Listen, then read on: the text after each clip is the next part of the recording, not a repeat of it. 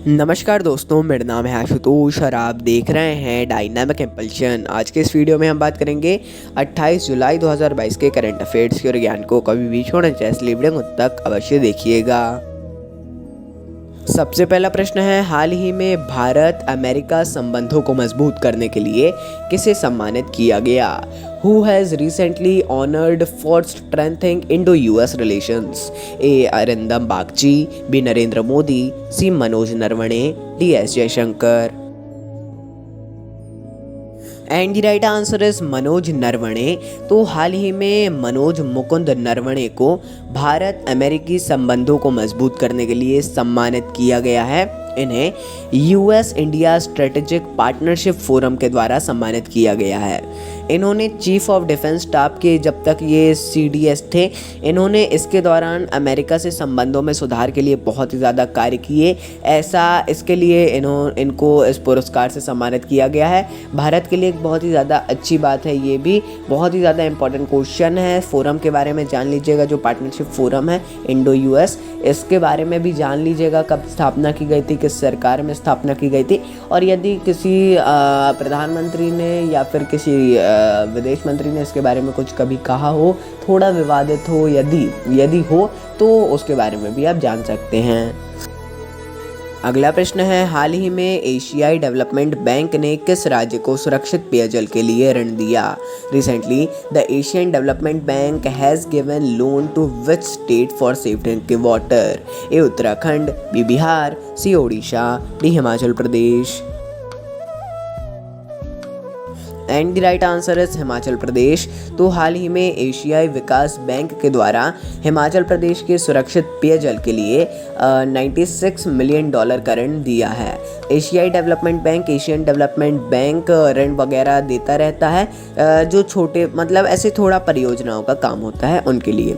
इन्हें ग्रामीण पेयजल सुधार एवं आजीविका परियोजना के तहत दिया गया है। 2 बार ले गया है आजीविका परियोजना, लेकिन एक ही बार है ना, तो इसके तहत ही दिया गया है इनको। ये जो ऋण है सब देख के दिया जाता है कि कितनी सफल होगी कि नहीं, इनका पैसा तो नहीं डूब जाएगा, वापस होगा कि नहीं, ये सारी बातें देख के दी जाती हैं। भारत के अभी तक तो कई राज्यों को कई हज़ारों बार दिया जा चुका है ऋण। हम जो इम्पोर्टेंट लगता है उसकी न्यूज़ वगैरह भी लेते हैं। अगला प्रश्न है, उत्तर पूर्व अंतरिक्ष अनुप्रयोग केंद्र के साथ किसने समझौता किया? Who signed MOU with North East Space Application Centre? A Nagaland, B Maharashtra, C Rajasthan, D Tripura. And the right answer is Tripura. तो हाल ही में त्रिपुरा ने उत्तर पूर्व अंतरिक्ष अनुप्रयोग केंद्र के साथ में समझौता किया है। ये केंद्र सरकार का ही आप कह सकते हैं एक अंतरिक्ष केंद्र है। इसे विशेष तौर पर प्राकृतिक आपदाओं के लिए विशेष सूचना प्रणाली के लिए किया गया है। इससे पहले असम, अरुणाचल प्रदेश और मेघालय ने भी इनके साथ समझौता किया हुआ है और अभी भी है, और अब त्रिपुरा ऐसा करने वाला चौथा उत्तर पूर्वी राज्य बना है। अगला प्रश्न है, भारत का पहला ब्रेन हेल्थ क्लिनिक कहाँ शुरू हुआ? Where India's first brain health clinic started? A Nai Delhi, B Bengaluru, C Bhopal, D Nagpur. And the right answer is Bengaluru. तो हाल ही में बेंगलुरु में भारत का पहला ब्रेन हेल्थ क्लिनिक शुरू हुआ है। इसका उद्घाटन कर्नाटक के स्वास्थ्य मंत्री के सुधारक ने किया है। ये मतलब इसमें ब्रेन से संबंधित आप कह सकते हैं एक बहुत ज़्यादा विशेष सर्व सुविधा युक्त ये क्लिनिक है, जो कि बेंगलुरु में ही शुरू हुआ है। और अच्छी बात है, हालांकि धीरे धीरे और ज़्यादा चीज़ें हो रही हैं। यदि किसी केंद्र के मंत्री उद्घाटन करते तो और ज़्यादा अच्छा होता। हालांकि उद्घाटन से कोई भी लेना देना नहीं होता है, इसकी जो सुविधाएं होती हैं उससे लेना देना होता है। अगला प्रश्न है, हाल ही में किस मुख्यमंत्री ने स्मार्ट ई बीट प्रणाली का शुभारंभ किया? Which chief minister recently launched smart e beat system? A Yogi Adityanath, B Basavaraj Bommai, C Manohar Lal Khattar, D Shivraj Singh Chouhan. And the right answer is Manohar Lal Khattar. तो हाल ही में मनोहर लाल खट्टर जो कि हरियाणा के वर्तमान मुख्यमंत्री हैं, इनके द्वारा स्मार्ट ई बीट प्रणाली का शुभारंभ किया गया है। इससे गुरुग्राम पुलिस के लिए पुलिस उपस्थिति और जो कर्मियों द्वारा गश्त लगाई जाती है, पेट्रोलिंग की जाती है, उसकी जो भी जानकारी है प्रतिदिन के लिए इसको किया गया है। एक बहुत ही ज़्यादा अच्छी बात है, डिजिटल हो रहा है सब कुछ, धीरे धीरे देखने को मिलेगा हमें कि उपस्थिति वगैरह तो हर एक सरकारी कर्मचारी की डिजिटल हो जाएगी और हो सकता है कि जनता को भी इसके बारे में जानने मिले कि कौन सा कर्मचारी उपस्थित है, कौन सा नहीं है, इन सब चीज़ों की। यदि ऐसा होता है तो ये भी एक बहुत ही ज़्यादा अच्छी बात हो जाएगी। अगला प्रश्न है, हाल ही में आशीष कुमार चौहान कहाँ के प्रमुख नियुक्त हुए? Recently where Ashish Kumar Chauhan has been appointed as its chief, ACB, BNSE, CBSE, D उपरोक्त कोई नहीं। And the right answer is NSE।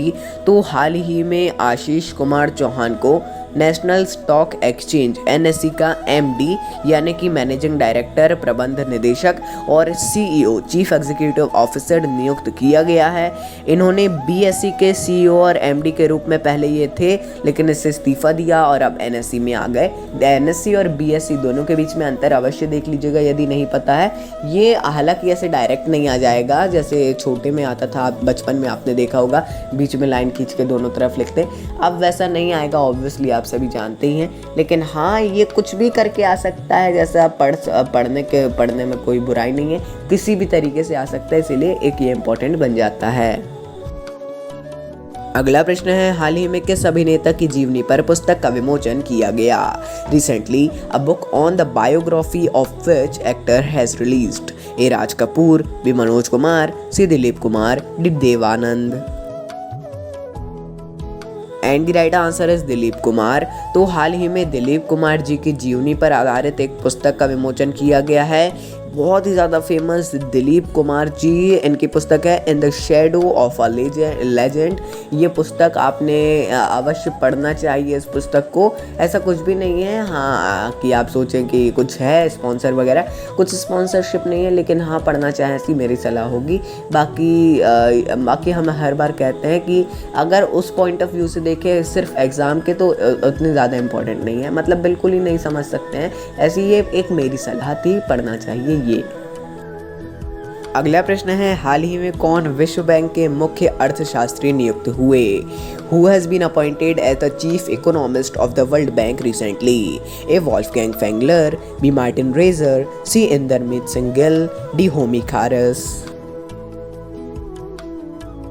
And the right answer is Indermit Singh Gill. तो हाल ही में विश्व बैंक ने भारतीय नागरिक इंदरमीत सिंह गिल को मुख्य अर्थशास्त्री नियुक्त किया है। हालांकि इनकी नियुक्ति 1 सितंबर 2022 से प्रभावी होगी, इसीलिए तब भी हम ले लेंगे, क्वेश्चन को लेना चाहेंगे तो, बाकी आप जैसा बोलेंगे उस प्रकार से ही होगा। तो दोस्तों, ये था अंतिम प्रश्न। मिलता है अगले वीडियो में। नमस्कार। Dynamic impulsion.